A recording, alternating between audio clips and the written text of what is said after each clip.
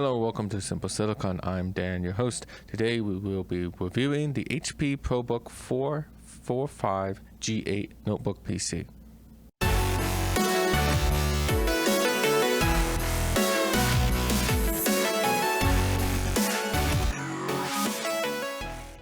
As with most modern HP laptops, we have the usual standard flair of silver with black buttons and a large trackpad if you're into that kind of thing.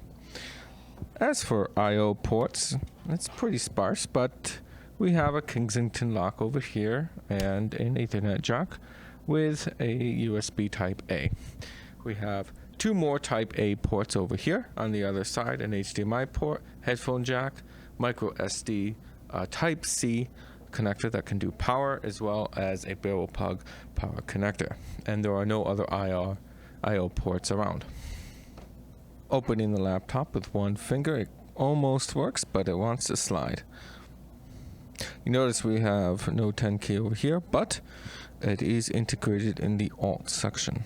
Most notably, the insert button is right here instead of being where the 0 would be in the Alt function keys. Over here we have a fingerprint reader, we have camera, but we don't have Windows Hello. So yes, I did verify, yes, Windows Hello, it cannot find a compatible camera, but that leads us into how good is the camera. So if we open the camera app. Hello, testing 1 2 3, testing 1 2 3. Taking a look at the camera app, it is fine enough. You can see that the lights are in fact blown out and there's not a lot of detail in the shadows. You can also see our face here is very soft, as if it's doing a lot of processing. Overall, I'd say this will get the job done, but if you care about quality, I would get a USB web camera. Moving on to the typing experience, let's go with the deck flex.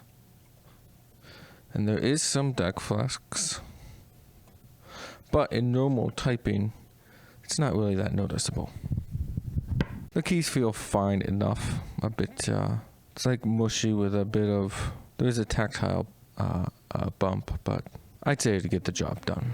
The keys are large squares, but they do have a slight divot into them, so if you rub your finger across the key, you can feel that there is a nice swoop, which will help center your fingers on the key instinctively.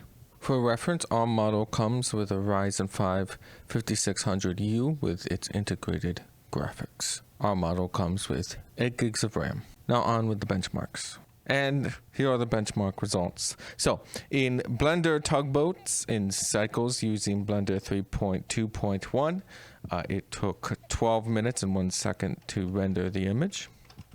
Skyrim Special Edition ran between 25 and 35 FPS. When you were inside a building, it was a little faster, and when you were outside, a little slower.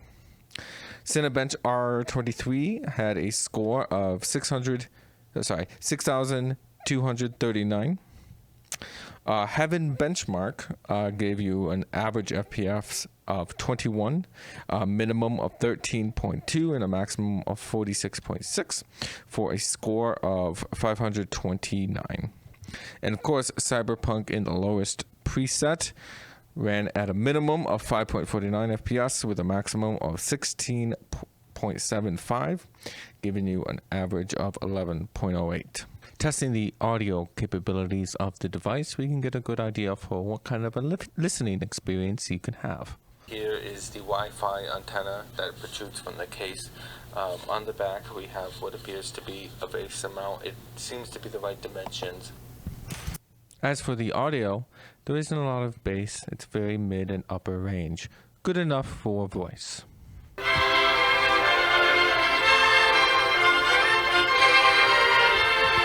So as for the music listening experience, you bring a pair of headphones. It's not terrible. It's not so tinny that it'll make your ears bleed, but it will get annoying if you're used to a more enjoyable experience. Also, the people around you will thank you for wearing a headphone. Moving on. Time for my final thoughts. So just like with all the HP laptops I have reviewed, it's very much an office computer. I don't expect to play very many modern games on it. Games older than maybe like 2014, you could have a fighting chance, but otherwise not very much.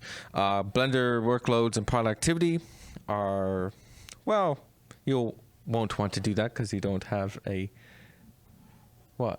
Doing things like productivity, like video editing and Blender workloads are not really something you're going to be doing on this laptop. However, if you're doing general office work, video conferencing with word processing, you're going to be fine. It'll be snappy enough and work well for you. And if you're more into IT support or other management things where you're remoting into systems, it'll work fine for that. It does have the latest and greatest wireless connectivity, as well as an IPS display. At least our model does. Your options may vary. This concludes my video of the HP EliteBook. I hope you like it, and I hope you give me a thumbs up, stick around, and subscribe. Anyway, I'm Dan, your host, and I'll see you in the next episode. Bye for now.